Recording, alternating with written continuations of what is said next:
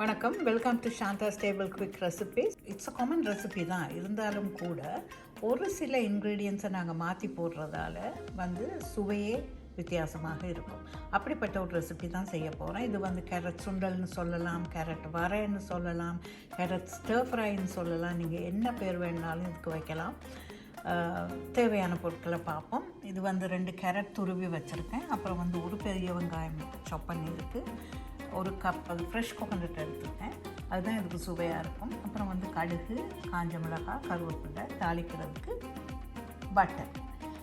Okay, இப்போ ஒரு fry pan அடுப்பில் வைங்க. வச்சுட்டு அடுப்பு ஆன் பண்ணிடலாம். இதில் பாருங்கள், நான் பட்டர் எடுத்திருக்கேன் ஒரு 1.5 டேபிள் ஸ்பூன்.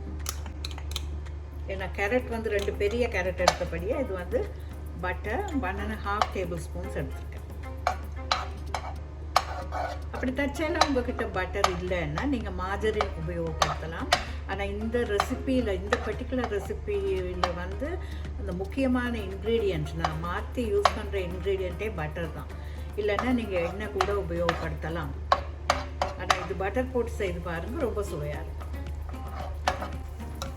5 நிமிஷத்தில் செய்யக்கூடிய ஒரு ரெசிபி இது. ஓகே, இப்போ அடுத்ததாக நாங்கள் போட போகிறது, நான் எப்போயுமே சொல்லியிருக்கிறேன், கடுகு போடுறதுக்கு முன்னே 2 வெங்காயத்தை போட்டுருங்க. போட்டால் அந்த கடுகு தெரிக்காது.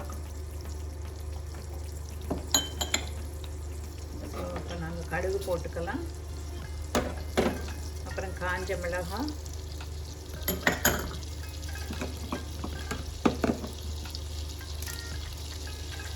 கருவேப்பிலை கூட ரொம்ப போட வேணாம். ஒரு 2-3 கருவேப்பிலை போட்டால் போதும்.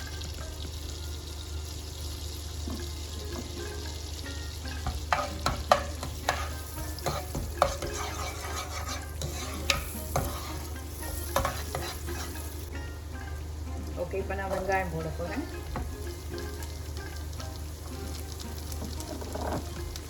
வெங்காயம் போட்ட உடனே அதுக்கு தேவையான அளவு உப்பு.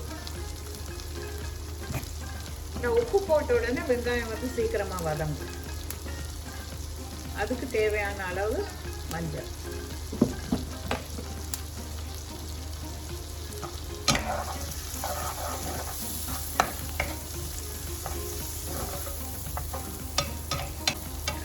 இது வெங்காயம் அப்படியே ப்ரௌன் கலராக எல்லாம் பொரியணுன்ற அவசியம் இல்லை.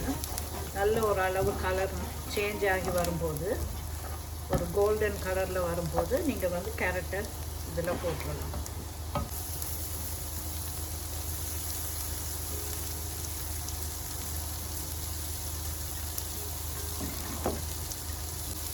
ஒரு 3/4 டீஸ்பூன் உப்பு. ஏன்னா ஏற்கனவே நாங்கள் கொஞ்சம் உப்பு போட்டிருக்கிறோம்.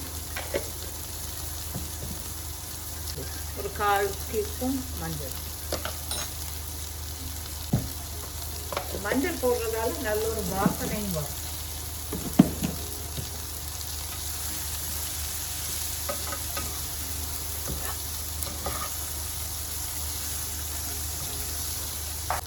ஓகே, இப்போ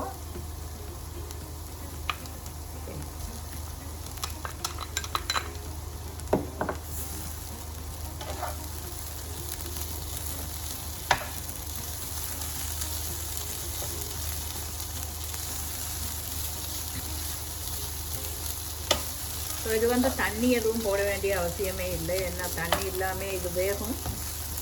அது மட்டுமல்ல, சும்மா கொலன்னு தண்ணியை ஊற்றி வேக வைக்காமல் கொஞ்சம் ஹாஃப் ஃப்ரைடாக இருந்தால் அதில் சத்தும் கொஞ்சம் அப்படியே நிற்கும்.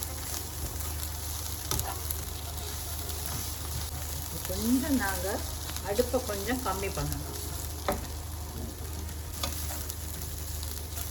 ஓகே, இவ்வளோதான். இப்போ அடுப்பை ஆஃப் பண்ணிடலாம்.